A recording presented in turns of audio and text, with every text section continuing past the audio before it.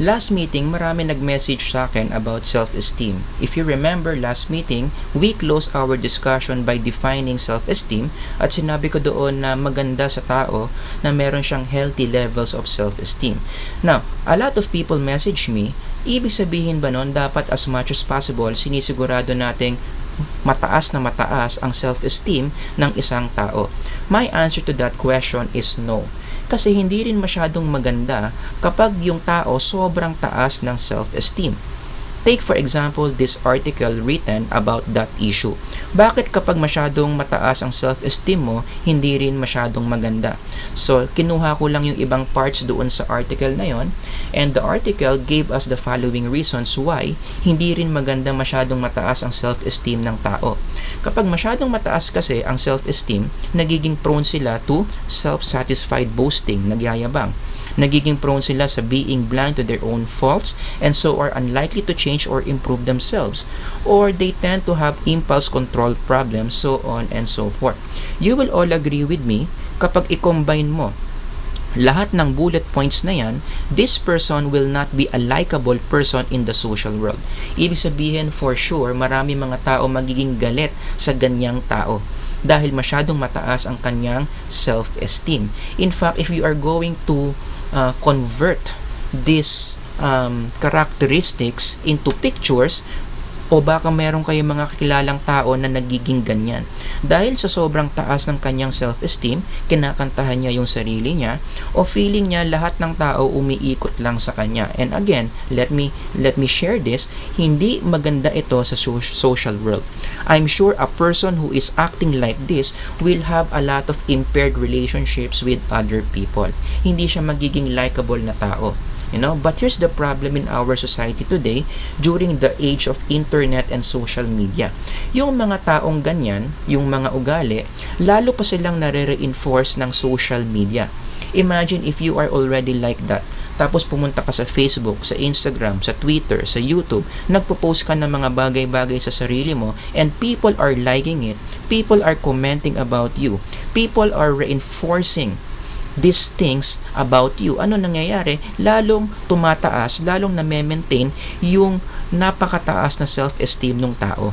Kaya ako naniniwala, maraming mga tao ngayon, ang problema, masyadong mataas ang self-esteem, and social media is one breeding ground of these people with this condition. At hindi maganda yan. Kasi kapag ang self-esteem masyadong mataas, minsan nagiging pathological na. Ibig sabihin ng pathological, pwede mo na siyang ma-consider na sakit sa pag-iisip. For example, if you check the DSM, kapag masyadong mataas ang self-esteem mo, pwedeng mag-develop yan sa personality disorders such as this disorder. Kung titignan mo yung mga characteristics o yung diagnostic criteria ng narcissistic personality disorder, yan ang common problem, yan ang common message. Masyadong mataas ang self-esteem ng taong ito. Kaya nga, ang tanong, if we are dealing with kids and we are enhancing their self-esteem, what is a healthy level? Ano ba dapat yung approach para yung bata hindi masyadong mataas ang self-esteem, hindi rin masyadong mababa? Well, yan yung tinatawag nating authoritative parenting, no? Ibig sabihin ng authoritative parenting, ginagamitan mo sila ng tough love. Ibig sabihin, binabalanse mo yung disiplina at yung affection that you give these children. The Bible tells us in the book of Proverbs, whoever spares the rod hates their children, but the one who loves their children is careful to discipline them. Ibig sabihin, balanse lang. Merong love, meron ding disiplina. In fact, sabi nga doon sa passage, di ba, going back, hindi maganda kapag ini-spare mo yung rod, kapag hindi mo siya dinidisiplina, kapag puro ka lang affection. Because by doing that, pinapalobo mo masyado yung self-esteem ng bata at hindi maganda yan. Ang dapat mong gawin, disiplinahin mo. Whoever loves their children is careful to discipline them. Merong disiplina, pero careful. The discipline is not too much that it crushes the self-esteem of the child, pero hindi rin naman too little na masyado nang inflated yung self-esteem ng bata. Dapat balance lang. Again, in psychological terms, ito yung tinatawag nating authoritative parenting. And research after research are showing na ang mga batang lumaki through authoritative parenting, nagiging maganda ang outcomes ng mga buhay. Nagiging maganda ang kanilang mga ugali. So that's one response that I will give to those people na nag-message sa akin, what is a healthy level of self-esteem? Or paano mag-enhance ng healthy levels of self-esteem, especially among kids? Balansehin mo yung disiplina at yung pagmamahal. For today, we are now going to move on from self-concept and self-esteem. Pupunta na tayo sa self-efficacy and self-presentation. Let's start with self-efficacy by analyzing this problem. A freshman college super basketball athlete is underperforming in his college. Nung high school pa raw siya, nag-a-average siya ng 38 points. But when he played for his college team, his numbers are down to a discouraging 7 points per game in 30 games. So, ibig sabihin, maraming nadi-disappoint sa kanya kasi hindi niya na-fulfill yung magandang expectations on him.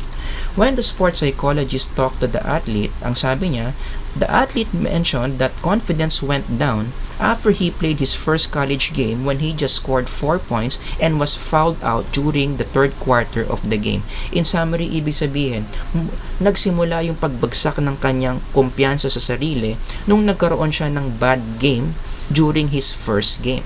So his confidence never recovered. Given what you learned about self-efficacy, what would you do to help this athlete recover his confidence? So iiwan muna natin yung problem na ito and then pag-aaralan natin yung self-efficacy, and then from there, babalik tayo sa problem and we are going to apply basic principles para matulungan natin yung itaas yung self-efficacy ng athlete doon sa problema. Let's now define ano bang ibig sabihin ng self-efficacy. This is the certainty that one can successfully meet a challenge, also known as self-confidence. So yung simpleng pananalita o yung sa simpleng pananalita, self-efficacy is the same as self-confidence. Ibang-iba ito sa self-esteem. Remember, in self-esteem, ang pinag-uusapan natin dyan is yung value mo sa sarili mo. Gaano katingin mo o gaano ka kaimportante sa tingin mo. How much value do you think you have as a person? Yun yung tinatawag na self-esteem. Pero ang self-efficacy, we are now talking more about capability and skills. Gaano kakagaling sa tingin mo or gaano ka-effective in overcoming your challenges in life, that is your self-efficacy or self-confidence. At alam nyo ba, just like self-esteem, na susukat din natin yung level ng self-efficacy ng tao. Meron din tayong mga psychological tests out there na pwedeng maka-estimate ng self-confidence ng tao. So if you can see the following items na kayang mag-measure ng self-confidence ng tao. So if you are going to read each one, you will have an idea what self-efficacy is all about. I can always manage to solve difficult problems if I try hard enough. If someone opposes or is against me, I can find a way to get what I want. So, whenever you say those things, then that means you are talking about a person's self-efficacy. At alam nyo, maraming mga tao matataas yung kanilang levels of self-efficacy, especially athletes. At karamihan ng mga atletang ito na matataas ang confidence sa sarili, in fairness to them, nagiging maganda rin yung performance nila in their sport. For example, itong si Mayweather Jr., mataas ang kanyang self-efficacy. Sabi niya, you have to realize that most of these guys get in there and fight on hard. I fight with smarts. There is no fighter that is smarter than me. Most of these fighters are ABC, 1, 2, 3. I am like 4, 5, 6 levels above them. That's why I'm able to beat them. Again, if you are going to analyze these words by Mayweather Jr., it satisfies the definition of self-efficacy. Pwede mong masabi na napakataas ng kumpiyansa ni Mayweather Jr. sa kanyang sarili. Another example would be Lebron James in the field of basketball. In one interview, he said, I am the best player in the world. So again, you will agree with me na kapag ikaw ay isang atleta at kaya mong sabihin yung mga salitang yan in front of media and millions of people are watching you, I'm sure ikaw ay isang atleta na mataas talaga ang kumpiyansa mo sa sarili mo. Now, is this a good thing? Maganda ba na mataas ang level ng self-efficacy ng tao? According to research, the answer is yes. In fact, having high levels of self-efficacy is psychologically important. It makes people perform better in schools, nagiging magaling sila sa kanilang mga trabaho, mabilis silang yumaman, and nagiging maganda ang kanilang performance, especially in the field of sports. Kaya naman shinare ko, 'di ba, yung sinabi ni Mayweather at saka ni Lebron James, no?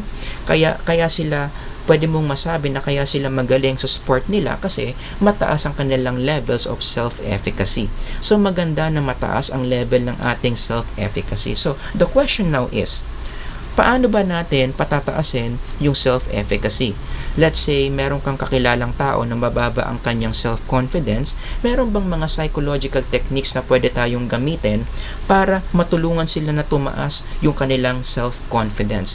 The answer is meron. Let me share with you 3 ways on how to increase self-efficacy. Number 1, kinakailangan matuto ka ng positive self-talk. Ibig sabihin, dapat magaganda o napaka-empowering ng mga bagay na sinasabi mo sa sarili mo. Sabi nga ng isang author, self-talk is the most powerful form of communication because it either empowers you or it defeats you. Napaka-critical sa self-confidence natin kung paano natin kausapin ang ating mga sarili. Kapag yung sinasabi mo sa sarili mo, mga pangit, nakaka-down, nakaka-discourage, babagsak ang iyong self-efficacy. On the other hand, kapag yung mga sinasabi mo sa sarili mo are very positive, very encouraging, very empowering, most likely, tataas din yung self-confidence mo. So, sabihin mo sa kaibigan mong mababa ang self-confidence, baguhin niya kung paano niya kausapin yung kanyang sarili. Diyan nagsisimula ang self-confidence, kung paano mo kausapin ang sarili mo. Number 2, another way para pataasin ang self-efficacy ay gumamit ng self-serving bias. Ibig sabihin lang ng self-serving bias is kapag maganda ang nangyayari sa iyo, i-attribute mo yan sa sarili mo. Pero kapag may mga pangit na nangyayari sa iyo, huwag mo masyadong personalin, huwag mo masyadong dibdibin na sisisihin mo yung sarili mo. That's what you mean by self-serving bias. But let me just give you a word of warning sa paggamit ng self-serving bias. Dapat pinipili mo lang yung sitwasyon na kung saan ginagamit mo yung self-serving bias. Gamitin mo lang ang self-serving bias sa mga situation na wala ka naman talagang control sa mga pangit na nangyari sa'yo. One good example, halimbawa, nagda-drive ka, tapos naplatan ka ng gulong. At dahil naplatan ka ng gulong, no, at hindi ka marunong magpalit ng gulong, bumaba yung confidence mo sa sarili mo. Ngayon, hindi mo nagdududa ka na kung kaya mo bang mag-drive mag-isa, lalo na kapag na-flat yung gulong mo. Now, in that case, pwede kang gumamit ng self-serving bias kasi totoo naman talaga na hindi mo kontrolado kung mapaplat yung gulong mo o hindi. Minsan, kahit anong ingat mo sa pagdadrive, talagang yung gulong mo, meron siyang magugulungan na mabubuta siya at mapaplat siya. At hindi mo kontrolado yun. Kahit anong ingat mo, it happens to all drivers. So in that case, huwag mong sisisihin yung sarili mo kung bakit na-flat yung gulong mo to maintain your self-confidence in driving. Pero, ibang usapan yun nandito sa picture. 'Di ba? Itong estudyante na ito, kapag mataas ang grade niya, ang interpretation niya dahil diyan matalino siya. Pero kapag bagsak siya o hindi niya gusto yung grade na nakuha niya, i-externalize niya. Sisisihin niya ngayon yung teacher niya. Now, in this case, hindi ito magandang paraan sa paggamit ng self-serving bias because your ability to study or your willingness to study, the effort that you exert in studying, nakadepende sa iyo yan. Hindi mo pwedeng sabihin na by chance lang yan Talagang nakadepende sa iyo kung gaano ka kaseryoso mag-aral. And in this case, baka kasi kaya hindi ka nakakuha ng magandang grade, baka naman kasi hindi ka naman talaga nag-aral o tinamad ka. So, hindi ito tamang sitwasyon para sisihin mo yung teacher mo. Ang gagawin mo dito, next time na may exam, mag-aral ka ng mabuti. So, I hope you realize na ang self-serving bias, dapat ginagamit lang yan only in specific situations. Again, in situations where hindi mo naman talaga kontrolado yung mga pangit na nangyayari sa'yo. And last one, number 3, isang paraan para tumaas ang kumpiyansa is you need to let yourself experience success. Isa sa mga pinaka-powerful na way para pataasin ang self-confidence ng tao, patikman mo siya ng mga success o mga tagumpay. Like for example, let's talk about our great athletes. Kung tatanungin nyo, ako, bakit ba magaling mag-basketball si Michael Jordan at si Kobe Bryant? Saan ba nanggaling yung kanilang confidence to play those big games? Well, guess what? Nanggaling yan sa kanilang mga maraming tagumpay. 'Di ba? Ilang beses na silang nabigyan ng awards, ilang beses na silang nanalo ng championship, ilang beses na silang nakapagpanalo ng laro. Every time that they experience those small success, winning a game, being MVP, nakakadagdag yan sa kanilang self-confidence. And true enough, kaya nga sila naging great players Kasi yung mga past success na yon nakakontribute sa kanilang self-confidence, at yung self-confidence na yon, yun ang lalong nagpapalabas ng kagalingan nila as basketball players. Kaya again, just to summarize, the best way for you to increase your self-confidence is to let yourself experience success. Kapag may kakilala kang tao na mababa ang confidence, iparamdam mo sa kanya o iparanas mo sa kanya ang isang bagay na magtatagumpay siya sa kanyang ginagawa. And do you know that this idea is very biblical? Past successes increases efficacy. This was shown, for example, in the story between David and Goliath. Goliath is the enemy here, malaking tao si Goliath. He is a very experienced warrior, and every day he would challenge the Israelite armies to fight him. To make the long story short, dahil napakalakas ni Goliath, walang gusto ang lumaban sa kanya until narinig ni David yung mga pangiinsulto ni Goliath sa mga Israelites. Anong nangyari? Si David, pumunta siya sa hari ng mga Israelites para sabihin ang mga salitang ito. Sabi niya, "Let no one lose heart on account of this Philistine. Your servant will go and fight him." I would like you to focus on those words in yellow. Your servant will go and fight him.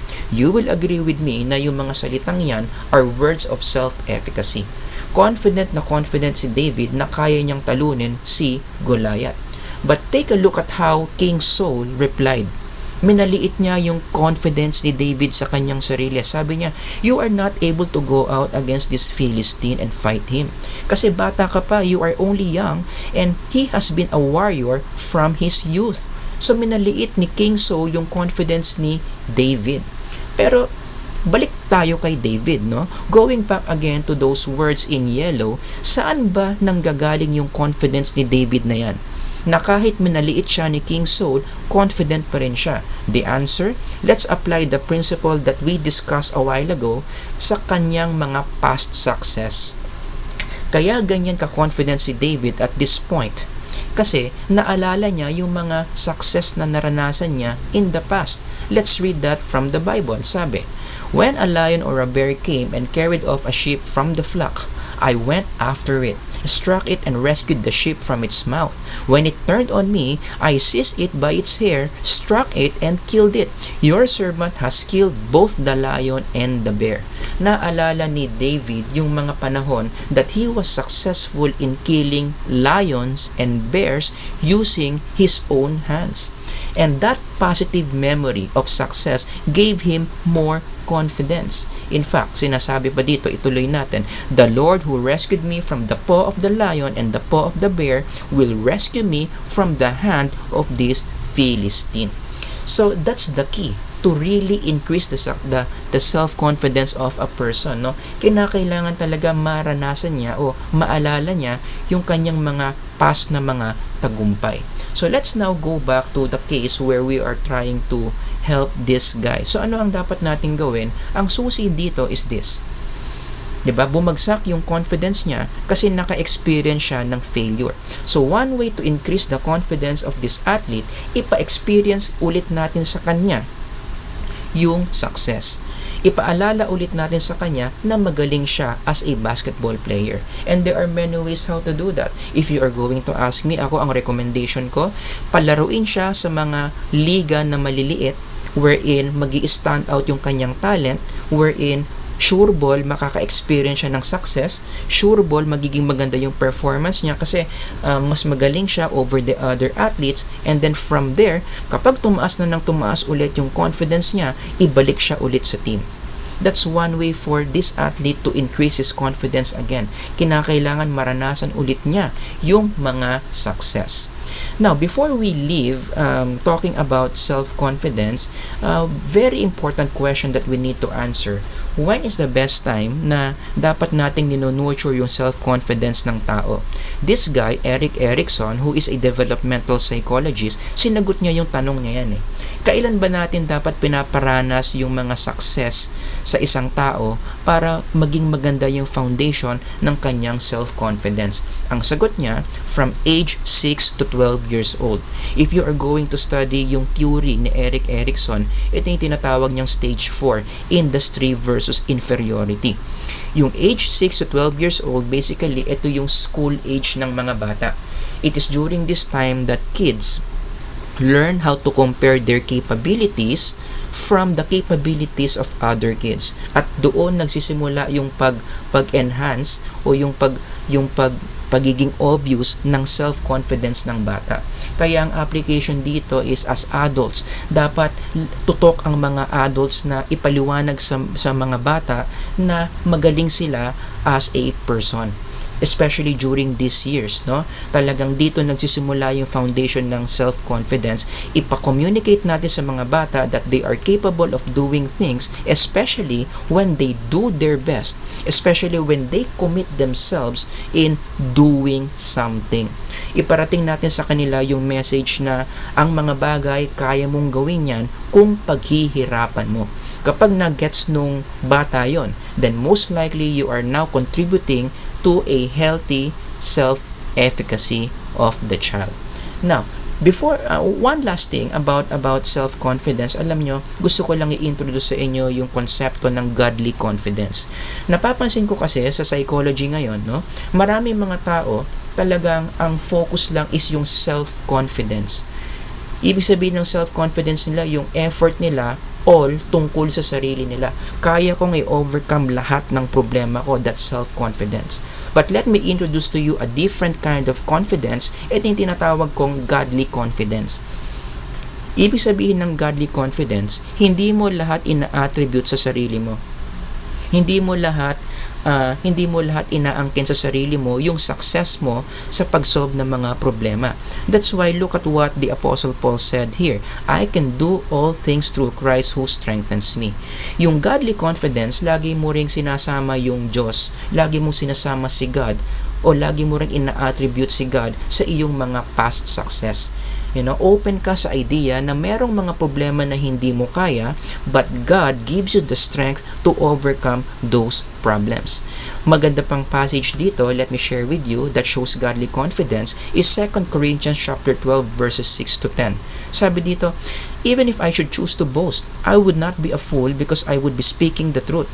But I refrain, hindi raw siya magyayabang. So no one will think more of me than is warranted by what I do or say. Hindi raw entirely siya yung pwede mong tignan when it comes to him solving problems, or because these surpassingly great revelations. Therefore, in order to keep me from becoming conceited, anong sabi ni Apostle Paul?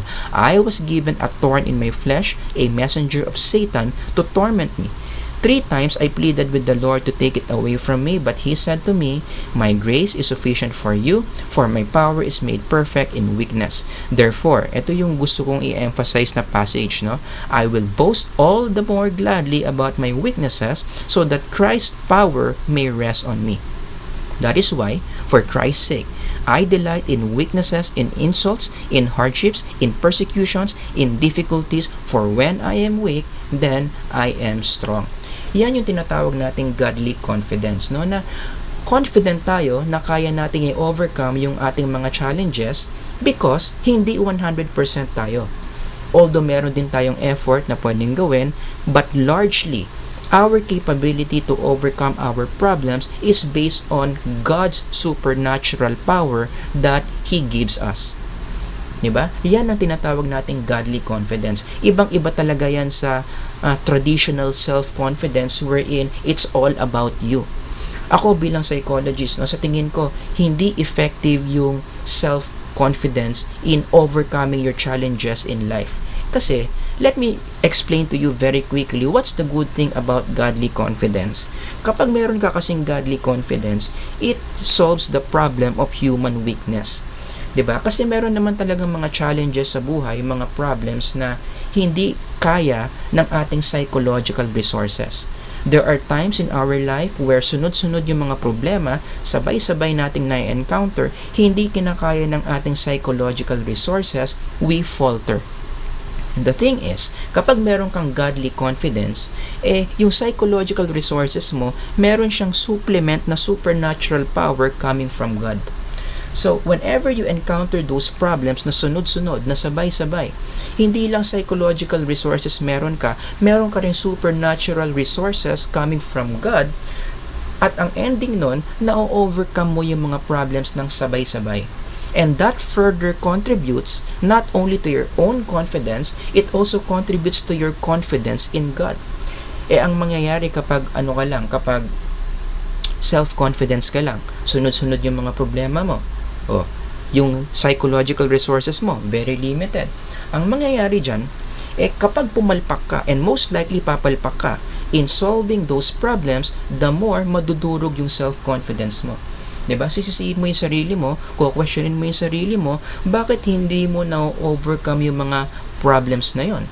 'Di ba? So, the more nadurog yung self-confidence mo kasi psychological resources lang meron ka, wala kang supernatural powers. So, that's what you get when you develop your godly confidence. Dinadagdagan mo ng supernatural power yung iyong psychological resources, which makes you more effective in solving your problems in life. Now, let's move on to self-presentation. Just like what we did in self-confidence, bigyan ko ulit kayo ng isang case na isosolve natin mamaya after we learn basic things about self-presentation. You are working for a new political candidate, ibig sabihin rookie ito, na nagra-run for mayorship. The candidate is fighting against a veteran candidate. Yung kalaban niya 20 years na sa politika.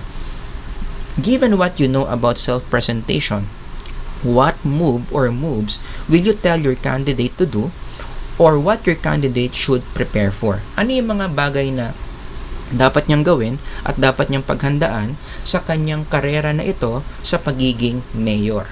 Let's now talk about self-presentation. Self-presentation is your awareness that you are being watched by others. So deep within our minds, no, by nature, yung mind natin, lagi tayong aware na pinapanood tayo ng ibang tao. Okay? Lagi tayong tinitignan ng ibang tao. We are very aware of that. That's why, kapag nasa-sense ng mind natin that we are being watched by other people, yung response ng mind natin is yung tinatawag nating impression management. Ibig sabihin yan, yung impression management, we do it in two ways. We manage our impressions in two ways. Dahil pinapanood tayo ng ibang tao, we have the tendency to project that we are better than other people. Dahil alam mo na pinapanood ka ng ibang tao, gusto mo, kapag tinitignan ka nila, gusto mo magaling ka compared to other people. That gives satisfaction to your mind. Okay, let me just give you a very simple example, especially magigets ito ng mga taong nagbabasketball. Imaginein mo, nagbabasketball ka mag-isa, nagsushooting ka lang. Biglang merong isang dumating pa na tao na magsushooting din. No? So may dala siyang bola, so dalawa na kayo nagsushooting doon sa basketball court. Now, you will all agree with me, especially those of you who are shooting basketball, di ba?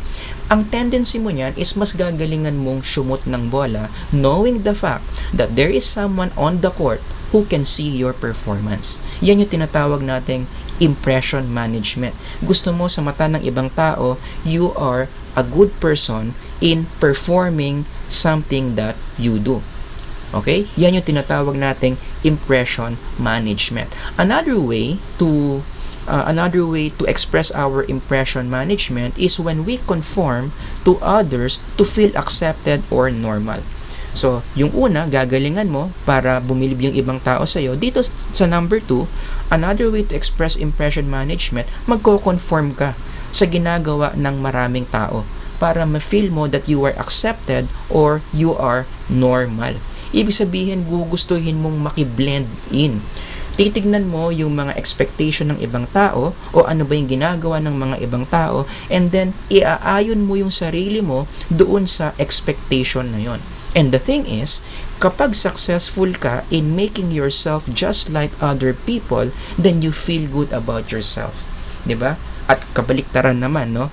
Kapag hindi mo na-fulfill yung social expectation ng iba, kapag na-sense mo na ibang-iba ka kumpara sa iba, most likely, in Filipino psychology, makaka-experience ka ng emotion na ang tawag ay hiya. Nahihiya ka. Hindi ka, you don't feel good about yourself because you stand out compared to other people. 'Di ba? Yan yung ibig sabihin ng impression management. Again, impression management is yung ginagalingan mo para bumilib yung ibang tao sa'yo. And number 2, you are doing your best to blend in to other people para maging normal ka, para hindi ka mahiya. Alright? Now, given all these things about impression management, paano ngayon natin tutulungan itong rookie politician na ito? Okay, I think this is the key. Given what you know about self-presentation, ano ba yung mga moves? Una, kinakailangan, sabihan mo siya na mag-develop siya ng positive social impression. Remember, yung mga tao, ang mga mata nila, nandoon sa mga politiko. Ang mga tao, laging nakatingin sa mga kandidato. So, your goal as a politician is to develop a positive social impression. 'Di ba? Kinakailangan yung impression na makikita ng mga tao sa iyo very positive. And in the Philippines, anong ibig sabihin ng positive social impression? Ibig sabihin yan, kaya mong mag-conform, kaya mong mag-blend, kaya mong maki-identify, kaya mong makisama sa mga Pilipino, sa mga boboto sa iyo. And in Philippine politics, this is especially who? Yung mga tinatawag nating mga masa, yung mga pangkaraniwang tao. 'Di ba? Kapag nakagawa ka ng impression na nagigets mo yung masa, nakaibigan ka ng masa, na kaya mong intindihin yung mga problema ng masa, most likely people will like you and they will vote for you. That's one way for you to use impression management. Mag-develop ka ng impression na naiintindihan mo o kaisa ka ng mga masa. And to tell you the truth, in the Philippines, karamihan ng mga successful politicians kayang gawin yan. 'Di ba? Nakapag-develop sila ng impression that they understand the problems of the masa. And when you are able to do that, most likely you are going to win a lot of elections. Number 2, ano naman yung mga bagay na dapat paghandaan ng kandidatong ito? Kasi first time niyang papasok sa politika, ang sagot dyan, kinakailangan maging handa siya sa psychological war na magaganap when you run for a public office. 'Di ba? Ano ba yung mga psychological war na nararanasan ng mga taong tumatakbo sa politika? Well, guess what? Maghanda ka na sisirain ng mga kalaban mo yung positive impression mo sa ibang tao. I mean, this is not only true in the Philippines, but it is also true in other politics, 'di ba? Yung sisiraan mo yung positive impression sisirain mo yung positive impression ng kalaban mo. That's one way for you to win a political competition. And very common experience yan, very common practice yan, na kapag dating ng eleksyon, sari-saring mga personal issues ang lumalabas sa mga politicians. Kasi nilalabas yun ng kanilang mga kalaban, hoping na masisira yung positive impression nila doon sa mga tao, therefore, hindi sila iboboto. Now, let's talk about the recent presidential elections, Itong nakaraang presidential election, kung mapapansin ninyo, bawat kandidato na tumakbo in that election, nakarinig tayo ng mga personal issues na binato against them, hoping that their positive impression will be destroyed. 'Di ba? For example, for this guy, alam naman natin na lumabas yung issue na yan, For this candidate, lumabas yung kanyang issue sa kanyang citizenship. For the former Senator Miriam, ginamit naman yung issue ng kanyang health, na baka hindi na niya kayanin pag naging president siya. And of course, our current president, marami rin namang ibinato sa kanya habang siya ay tumatakbo as a president. Again, all these things, ang sinasabi lang dito is, when you enter politics, one of the psychological wars na dapat prepared ka is when your opponent will destroy your positive impression. Dapat handa ka dyan. Dapat handa kang sagutin yung mga issue na ibabato sa'yo to destroy your positive impression. That's why ako honestly, it's very tough to be a politician. Hindi madali. Other than magastos yan, at the same time, kinakailangan psychologically prepared ka to handle the stress na sinisiraan ang iyong positive impression. Now, in summary, what are the takeaway things that we need to learn from this episode? Meron lang naman akong dalawa. Number one, I hope you learned that self-efficacy is important, especially godly efficacy. Let's avoid teaching people false confidence. Again, ang ibig sabihin ko ng self-confidence, yung lahat na lang ina-attribute mo sa sarili mo. Remember this, hindi natin kaya lahat sa buhay.